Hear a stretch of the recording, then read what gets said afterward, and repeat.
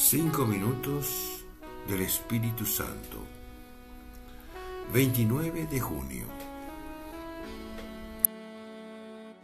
Hoy la Iglesia celebra a San Pedro y a San Pablo, elegidos por el Espíritu Santo para extender la Iglesia en los primeros tiempos.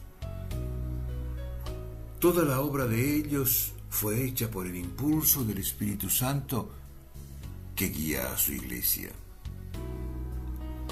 Pedro y Pablo juntos nos recuerdan el llamado a comunicar a los hermanos la fe que hemos recibido, sabiendo que el mundo necesita de ese anuncio. Creemos que la fe puede hacer nacer un mundo nuevo. De hecho, Pedro y Pablo, con su misión, ayudaron a cambiar la sociedad pagana de aquella época. Ellos nos enseñan a alimentar una esperanza comunitaria, porque no esperamos solo para nosotros, sino para el mundo y la historia donde estamos insertos. En realidad, esta es la dinámica propia del amor, por el cual se hace particularmente presente en la historia el dinamismo del Espíritu Santo que nos arroja a lo insospechados. Estamos llamados a vivir el gozo de cooperar con la novedad del Espíritu. Pero hay que dejar la cómoda orilla y arrojarse mar adentro, venciendo los miedos, con la mirada puesta en Cristo.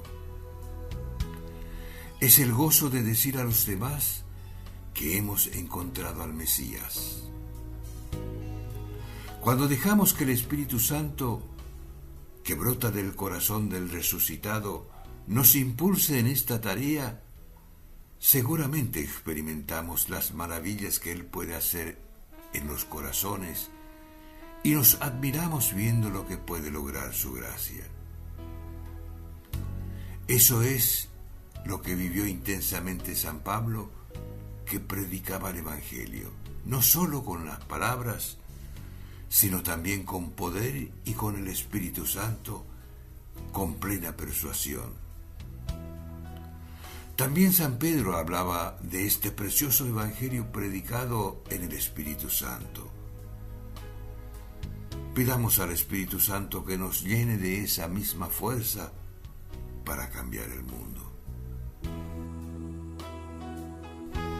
Cardenal Víctor Manuel Fernández.